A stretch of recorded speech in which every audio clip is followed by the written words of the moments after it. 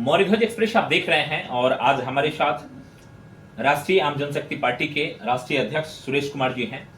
सुरेश कुमार जी, आपका जो बैनर है, बैनर को देख करके हमारे साथ साथ और भी कई सारे लोग मतलब इस सवाल के सस्पिशन में पड़े रहते हैं कि वास्तव में सरकार बनाओ और सरकारी नौकरी पाओ। आपको नहीं लग रहा कि ये नारा आपने स्लोगन जो दिया वो गलत दे दिया है? ठीक, अच्छा सवाल किया। ये नारा बिल्कुल ही 100% और बिल्कुल मैथमेटिकल है, कोई गलत नहीं है, साइंटिफिक है। जिनको भी समझना हो वो आकर समझ सकते हैं, कोई गलत नहीं है। देखिए, एक उदाहरण से आपको समझाते हैं कि सरकार कोई काम नहीं करती है, केवल सिस्टम, जो सरकार का सिस्टम होता है, उस सिस्टम के बदौलत सरकार चलती है। किसी नेता में नहीं, सरकार की व्यवस्था में ताकत होती है और सरकार की व्यवस्था के कारण जो है वो पूरा देश का निर्माण होता है, देश का विकास होता है, लोगों को सुविधाएं मिलती है, रोजगार मिलते हैं, सरकारी नौकरी दी जाती है। सभी को सरकारी नौकरी देना संभव है? वहीं पर आता हूँ, सबको सरकारी नौकरी दिया जा सकता है, सरकार में वो ताकत है, लेकिन सब लोग सरकारी नौकरी करने में चाहते भी नहीं है और सबको सरकारी नौकरी व्यवस्था चलाने के लिए जरूरी भी नहीं है। मैं आपको कैमरे पर एक्सेप्ट करता हूँ, लेकिन सरकार को कोई दिक्कत नहीं है कि नौकरी देने में, ईच एंड एवरीवन। वो मैं बताता हूँ कि सरकार का पैसा खर्च करने से सरकार की आमदनी बढ़ती है, खजाना बढ़ता है। सरकार का खजाना समझिए कि वो तिलिस्मी खजाना होता है, बता देंगे तो कुछ नहीं मिलेगा और पैसा अपने आप जो है बढ़ता रहता है। एक आम आदमी का क्या अधिकार है? एक आदमी को उतना ही अधिकार दिया गया है कि वह अपनी जमीन को खोद कर अपना भी पेट भरे और देश को भी पेट भरे। बाकी चीजों पर सरकार का अधिकार है, चाहे आपका पैसा हो या सरकार का पैसा हो, वो सरकार के खजाना में ही रहता है। नहीं, सरकार तो यहाँ हर हमेशा कहती है सरकार के पास पैसे नहीं है। अभी देखें, कई सारे विभाग का जो पेमेंट है, जो सरकारी कर्मचारी हैं जिनका पेमेंट अभी तक नहीं हुआ है। लैक ऑफ थॉट, नेता ही बेकार बैठे हुए हैं, जो काम के लायक नालायक नेताओं का ये मन की उपज है। अगर काबिल आदमी बैठेगा कुर्सी पर, उसके पास पैसे की कोई कमी नहीं है। मैं एक उदाहरण द्वारा समझाता हूं। सरकार बहुत सारे अनुदान देते हैं, बहुत सारी नौकरियां दी जाती है जहां से सरकार की कोई आमदनी नहीं है, केवल पैसे खर्च होते हैं। सपोज दैट कि एक आर्मी के पास से कोई पैसा आमदनी नहीं होता, स्वास्थ्य से कोई आमदनी नहीं होता, ये एजुकेशन सिस्टम से कोई पैसा नहीं आता है, लेकिन यहाँ सरकार का पैसा इन्वेस्ट होता है, ये वेतन के रूप में पैसा जाता है।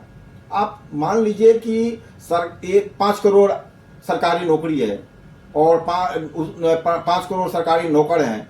सरकार महीने में उनको पैसा देती है 5,000, 10,000, 20,000, जिनको जितना ये वेतन तय है उतना मिलता है।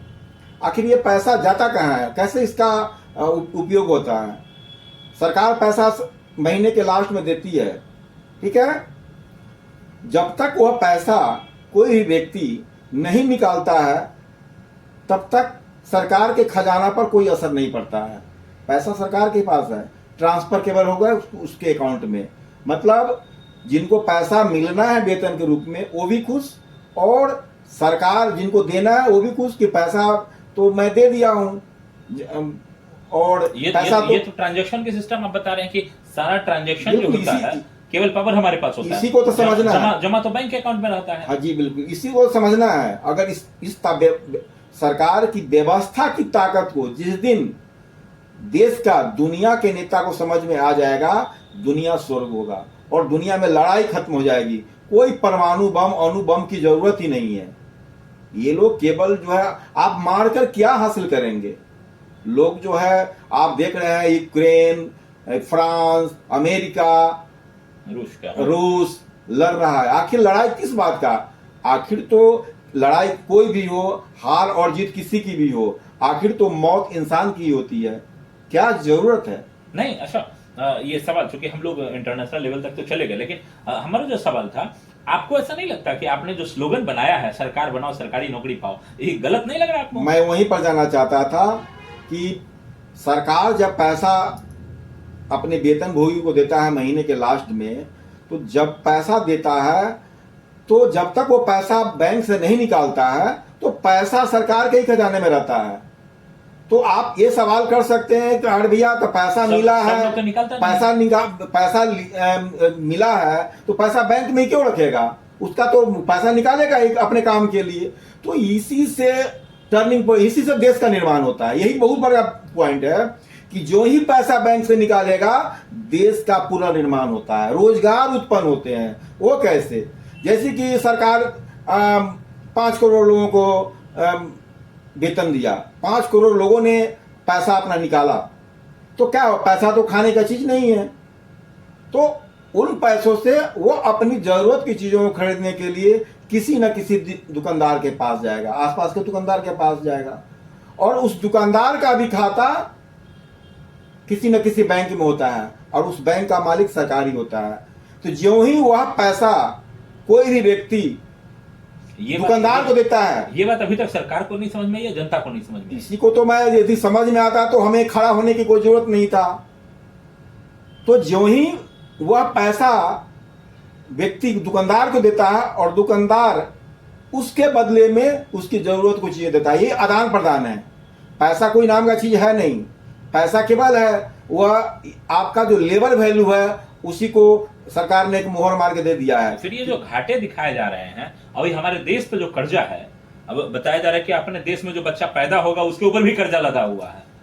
ये कैसे कर्जा हो रहा है? ये तो नेता कैसे देखते बिल्कुल बिल्कुल मैं बता रहा हूं, नेता लोग अपने खजाना भरने के लिए, अपने पॉकेट को मजबूत करने के लिए, देश पर शासन करने के लिए, अपनी पार्टी को मजबूत करने के लिए, पार्टी का बैलेंस मजबूत करने के लिए, उल्टा सीधा काम करने के लिए देश के लोगों पर देश कर्जा बढ़ाता है। कर्जा लेने की आवश्यकता ही नहीं है।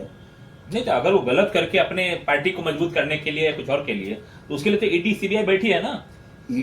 ईडी सीबीआई जिसका सरकार होता है उसका ईडी सीबीआई होता है, जिसका सरकार होगा वही पैसा बनाता है। बिल्कुल। और कभी कांग्रेस बनाता था, अब जो है बीजेपी बना रही है, सभी एक ही थैली के चट्टे पट्टे हैं, चोर चोर मौसेरे भाई। पहले देश का विकास कैसे संभव है? देश का तो मैं बता रहा हूं कि देश का विकास जब तक सक्षम व्यक्ति, विवेकशील व्यक्ति, जिम्मेदारी पूर्ण व्यक्ति, जिम्मेदार व्यक्ति जब तक उस बड़े कुर्सी पर नहीं पहुंचेगा तब तक देश का, दुनिया का काया पलट होना मुश्किल है। अच्छा, अब बिहार में हम लोग हैं, बिहार की अगर बात करें तो मुख्यमंत्री नीतीश कुमार, और अगर अपने देश की बात करें तो प्रधानमंत्री, दोनों में से कोई भी आपको नहीं दिख रहे हैं जो कारगर व्यक्ति हैं? ये पुराने धर्रे पर चले आ रहे हैं, इनके पास अपनी कोई थॉट लेवल है नहीं, या चाहे प्रधानमंत्री हो या मुख्यमंत्री। केवल इन्हीं की बात नहीं कर रहा हूं, जो पूर्व में भी प्रधानमंत्री रहे हैं या मुख्यमंत्री रहे हैं, यहां तक कि मैं इकोनॉमिस्ट प्रधानमंत्री मनमोहन सिंह की बात करता हूं। पढ़े लिखे हो सकते हैं, बड़े पढ़े लिखे हो सकते हैं, मैं तो साधारण ग्रेजुएट हूं, लेकिन जो मेरा अनुभव है, जो मेरा मैथ बोलता है, उसके अनुसार से दुनिया में साबित करने के लिए तैयार हूं कि अगर एक अच्छा विचारवान और चिंतनशील, जनता के प्रति जिम्मेदार व्यक्ति कुर्सी पर जाएगा, उस दिन देश का, दुनिया का भला हो सकता है, किसी भी प्रदेश का। जिस समय बिहार की, भारत की जो स्थिति थी, बहुत ही हम लोगों के पास सीमित संसाधन बचे हुए थे, ऐसे में मनमोहन सिंह जी का, क्योंकि स्वर्गीय मनमोहन सिंह जी लगातार प्रयास किए थे, उनके प्रयास का ही परिणाम था कि हमारे यहाँ की आर्थिक स्थिति में बदलाव हुआ। फिर उनको भी कैसे कहेंगे कि बहुत बेहतर उन्होंने नहीं किया? या अभी जो प्रधानमंत्री नरेंद्र मोदी देख रहे हैं, देश विदेश में डंका उनका चल रहा है, और आप कहते हैं कि नहीं, बहुत मतलब घटिया स्थिति है। देखिए, मैं बोलता हूं, ये पढ़े लिखे बुद्धिजीवियों का एक प्रोपगंडा होता है, जो उनको जो प्रधानमंत्री अच्छा लगता है उनके हिसाब से उनके बारे में बड़ी बड़ी बातें करने लगते हैं। आपको पूर्व में भी आपको नहीं होगा कि बड़े बड़े कवि, अभी वर्तमान में आपको एक बड़े ब्राह्मण पंडित को हमारे प्रधानमंत्री भी गुरु मान कर रखे हुए हैं, क्योंकि उनका बखान करते हैं तो स्वाभाविक है कि वो उनके लायक ही बात करेंगे।